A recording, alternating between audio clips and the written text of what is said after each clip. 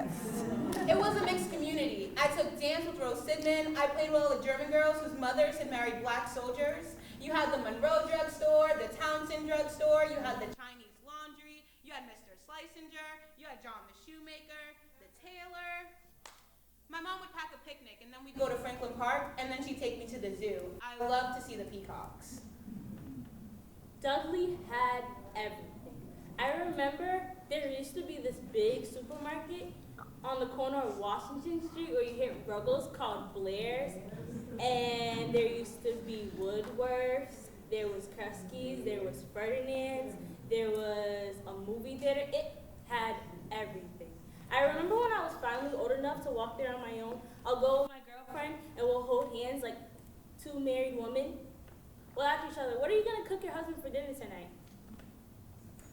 There were people from everywhere there. There would be black people, there would be white people, there would be Asian people. That's a lot of people. Everybody.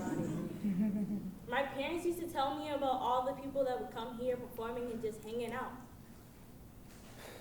Wow. I never knew.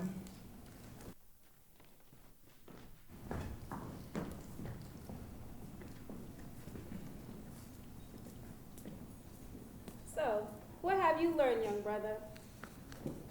Yeah. It was the good life. Nothing like the hood, right?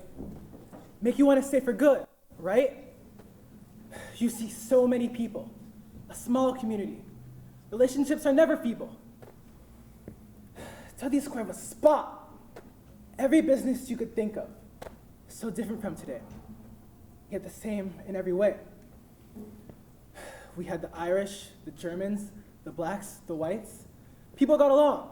We never would fight. Everything was self-contained. We did it by ourselves. Nobody ever complained. Nobody needed help. It was vibrant. Roxbury was a diamond. It was never rough. We had the rich, the poor, and a bunch of other stuff. We never lacked the love. It was all together. No need for ever acting tough. Yeah, that was a time here. A very good time. But what happened? Where did all the stores and people go? That's the question. Now you're cooking, young man. To answer that question, you must know about that time in America. Now, I know they probably gave you the way too short textbook version of the civil rights struggles, but have you ever studied the impact it had in the lives of just regular folks? I don't know. That's what I mean. How could you ever know where you are if you don't know where you come from? Sit down and listen.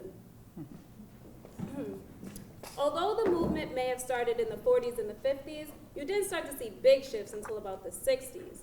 The whole country was changing, and it scared a lot of folks. You have to understand that every neighborhood is a bunch of interconnected dynamics. You can't just pull one or two strings without changing the entire tapestry. There have always been poor people, working people, well-off folks, and so on. Why do you think there's so many big, beautiful homes all over Dorchester and Roxbury? But for the most part, it was a community of people, good people, more diverse than you could ever think of. Now, of course, you had some tensions, but for the most part, it was just people doing the best they knew how. And when enough of those folks who made up the upper and the middle class moved on, it only caused those with the least amount of access and resources rise. For all of the shifts that were happening, Boston, like so many cities, found itself in the eye of a kind of perfect storm. Some things were unique to us here. So much of it came down in this community. You had people who were the foundation of this place leaving, some because they wanted more and some because of fear. And then you had the civil rights struggle. And stacked on top of that, the busing crisis. All of that hatred and anger directed towards those blessed children. Yes, Lord, the storm clouds rose and the rains came hard. For almost a generation, dark clouds hovered over this place.